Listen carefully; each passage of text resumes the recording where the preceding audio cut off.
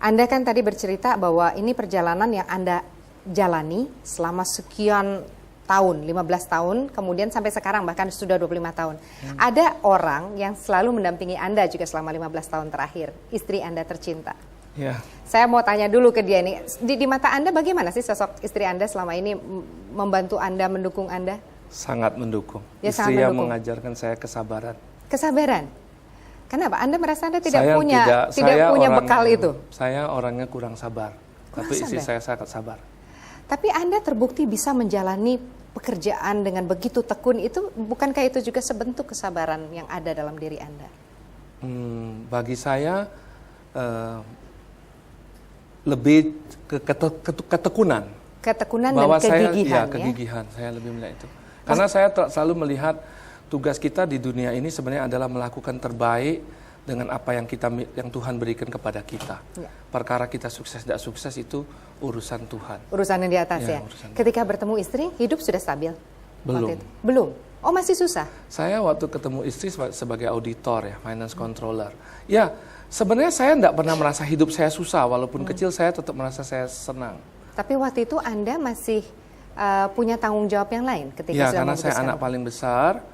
Ya, kita dulu bercita-cita apapun susahnya hidup ini, seberat apapun hidup ini, kita semua harus jadi sarjana. Semua, dan sekarang sudah tercapai itu? Tercapai, kami 6 bersaudara jadi sarjana. Semuanya jadi sarjana dengan segala daya upaya, akhirnya berhasil sampai ke situ. Anda berhasil membuat orang tua Anda bangga tentunya. Terima kasih. Dan saya mau ke Mbak Fang Fang ini, yang mendampingi Pak Erwin selama 15 tahun ya Mbak ya? Iya benar. Apa yang Mbak Fang Fang lihat ini ada ketika pertama waktu itu kan hidupnya juga mungkin belum terlalu menjanjikan. Biasanya kalau perempuan mau dilamar, tunggu dulu, hidup seperti apa yang Anda bisa berikan kepada saya? Waktu itu bagaimana Mbak? Ya mungkin waktu itu masih muda ya, jadi yang paling utama dilihat itu satu karena ganteng ya. Iya, iya. Terus pasti kok sekarang juga masih ganteng. Ya sampai sekarang. Terus yang kedua adalah karena melengkapi. Saya orangnya hidupnya sangat istilahnya ndak mikirin segala sesuatunya, saya alirin aja. Sedangkan kalau misalnya suami saya panggil Ko Erwin, dia adalah sosok yang benar-benar segala sesuatu itu harus direncanakan. Jadi istilahnya, kalaupun misalnya hasilnya itu seperti yang tadi dia bilang, apapun itu hasilnya, itu adalah kehendak yang di atas. Tetapi paling enggak, sebagai manusia udah mengerjakan yang terbaik mulai dari awal. Nah kalau saya lihat itu satu, terus tingkat kedewasaannya waktu itu. Karena dari hasil pembicaraan, kalau saya sukanya apa yang ada, apa yang saya omongin.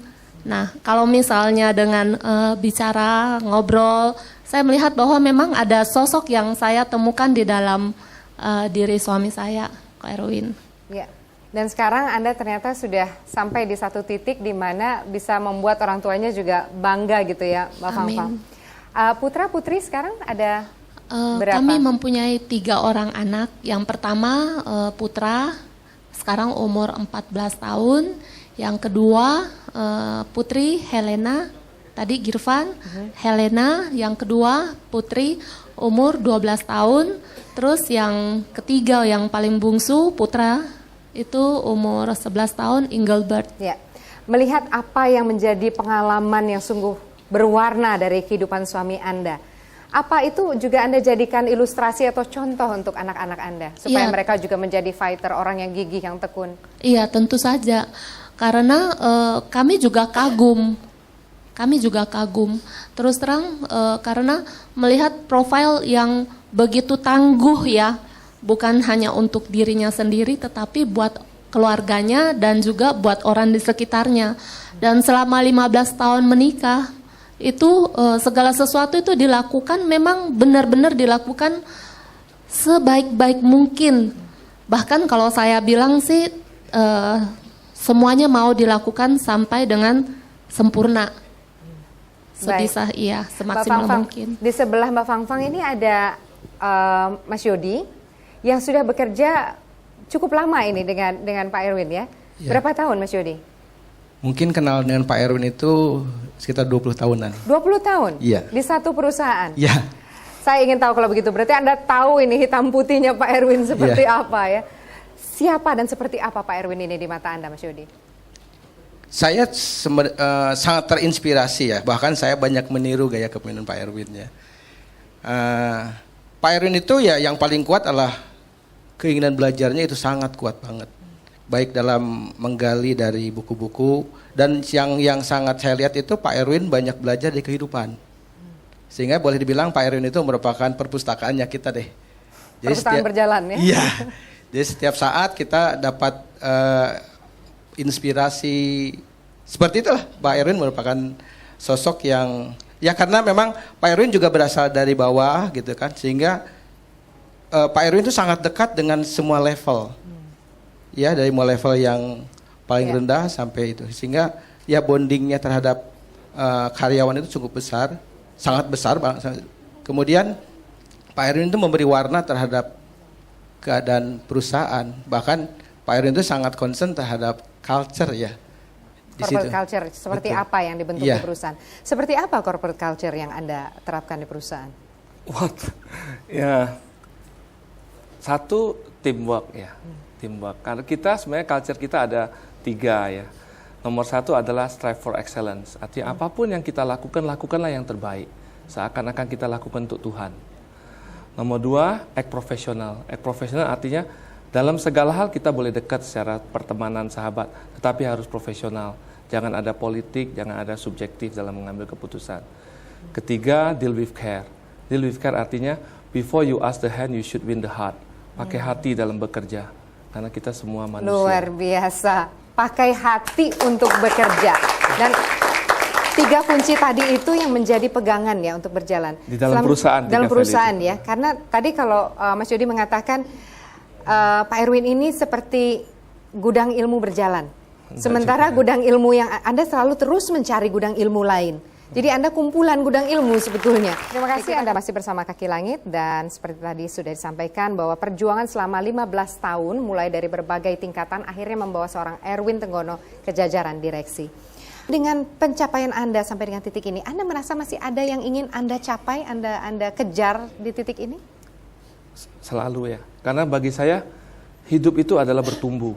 Karena segala sesuatu yang hidup itu harus diidentik dengan bertumbuh. Apa yang bertumbuh Pak Erwin dalam rasa? segala hal, pengetahuan, dalam hal hikmat, dalam hal hubungan dengan Tuhan. Tapi kalau kita sudah tidak bertumbuh, kita merasa nyaman, sebenarnya kita sudah tidak hidup lagi. Apa yang Pak Erwin ingin lakukan sekarang? Lebih banyak berkarya untuk orang banyak.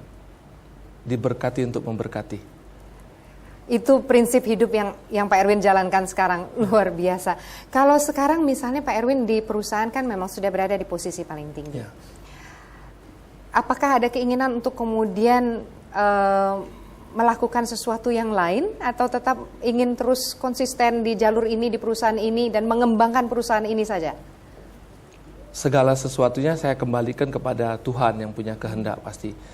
Tentunya saya tidak ingin terus di posisi ini. Karena bagaimanapun harus ada generasi-generasi yang menggantikan saya. Teman-teman lain sudah saatnya yang bisa menggantikan harus punya kesempatan untuk menjadi pimpinan. Ya. Kalau saya bisa mencari tantangan lain di dalam perusahaan ini, saya terus akan berkarya pasti. Ya. Pak Erwin, banyak pasti yang akan menyaksikan program ini, dan mungkin di antara mereka adalah orang-orang yang sekarang berada di posisi di mana Anda dulu berada. Apa yang bisa Anda sampaikan untuk menjadikan sumber motivasi, sumber semangat, bahwa hidup ini memang tergantung dari apa yang akan kita lakukan dan kita perjuangkan, kemana kita mau pergi kan kita yang menentukan arahnya. Mungkin ada pesan-pesan untuk mereka yang saat ini mungkin belum terlalu beruntung. Sukses atau keberhasilan adalah anugerah Tuhan. Tugas kita adalah melakukan yang terbaik selama kita masih hidup. Karena saya percaya Tuhan tidak pernah menciptakan kita untuk jadi orang gagal. Tugas kita adalah melakukan yang terbaik sesuai dengan kemampuan kita. Kalau jadi tukang las yang terbaik. Jadi guru yang terbaik. Apapun. Karena soal rezeki, soal jabatan, itu semuanya dari atas. Ketika kegagalan atau ujian itu datang? Itu adalah proses untuk kita bertumbuh. Karena tanpa kegagalan, tanpa kita bentur, kita tidak pernah tahu apa sebenarnya arti hidup. Semakin banyak kita mengalami kegagalan, semakin banyak kita mengalami kepahitan, itulah cara Tuhan membentuk kita, supaya kita kuat. Orang tua Anda masih ada sekarang kan? Kedua-duanya masih ada. Masih. Dan mereka adalah orang yang memberi Anda semangat dan motivasi karena Anda juga ingin membuat mereka lihat bahwa Anda bisa jadi orang yang berhasil. Sekarang katakanlah mereka menyaksikan program ini. Apa yang ingin Anda katakan kepada Bapak dan Ibu? Terima kasih telah melahirkan saya dan memberikan saya kesempatan begitu banyak untuk terus belajar. Dan juga bukan hanya orang tua ya, ada beberapa figur juga yang sangat membantu hidup saya. Founder dari perusahaan ini, Pak Rudi dan Ibu Hetty, yang mengajar saya sebagai seorang anak.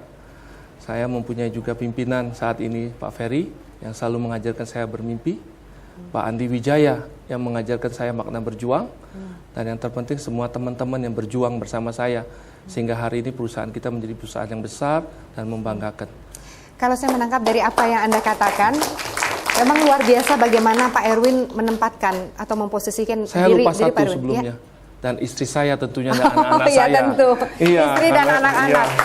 Karena keluarga berperan sangat besar ya dalam keberhasilan kita, dalam kita bekerja. Nah, Anda memposisikan diri Anda itu adalah bagian dari begitu banyak orang di sekeliling Anda. Ya. Apakah ini berarti bahwa Anda mengatakan saya tidak akan mampu melakukan ini kalau saya berdiri sendiri? Iya, pasti. Seperti itu konsep dalam hidup Anda. Berarti mungkin ini yang bisa kita share kepada seluruh hadirin yang ada di studio dan juga kepada Anda pemirsa bahwa perjuangan kita itu juga terkait pada orang lain. Dukungan dari keluarga, dukungan dari orang-orang di sekitar kita. Kemudian baru diri kita sendiri yang juga menentukan itu. Tapi kita dulu yang harus menentukan. Kita yang harus bangkit dulu gitu. Karena orang tidak akan mengenal kita kalau kita tidak mengenal diri kita. Kita adalah orang yang paling mengenal diri kita dan harus yang paling percaya dengan diri kita. Dan semuanya kita lakukan yang terbaik. Kalau Tuhan berkenan pasti bisa. Ya, itu intisari rasanya dari ini ya, Pak ya. Be a great leader. Tadi bahwa pekerja karyawan Anda sendiri sudah mengatakan bahwa Anda adalah seorang pemimpin yang sudah menjadi contoh bagi mereka yang bekerja bersama Anda. Nah, ingin saya ketahui ini mungkin sebagai penutup, apa yang menjadi kelebihan yang mungkin bisa dibagi melalui buku ini untuk mereka yang membacanya? Buku ini adalah refleksi tulisan di media internal yang dikumpulkan teman-teman pada saat saya merayakan 25 tahun. Kemudian akhirnya diterbitkan. Jadi buku ini lebih banyak menceritakan bagaimana saya melihat satu permasalahan dalam setiap kehidupan saya dalam bekerja. Berarti kalau mau cerita yang lebih detail tentang perjalanan karir dan kehidupan seorang Erwin Tenggono ada di sini ya? Ya ada di Gramedia yang pasti. Ada di Gramedia, ada dalam buku ini, bukunya ada di toko buku. Baik, mudah-mudahan ini juga akan bisa menjadi bekal untuk semua yang menyaksikan program ini. Untuk lebih jauhnya juga akan ada di dalam buku Be a Great Leader. Apabila Anda suka membaca, Anda akan bisa mengambil lebih banyak lagi hikmah dari dalam buku ini yang bercerita tentang kisah atau perjalanan Pak Tenggono atau Pak Erwin Tenggono ini dari paling bawah sampai dengan kesuksesannya sebagai Presiden Direktur sebuah perusahaan besar saat ini. Mudah-mudahan apa yang kami hadirkan bisa menjadi sumber inspirasi bagi Anda. Sudah waktunya bagi saya Sandrina Malakianut pamit dulu. Sampai jumpa.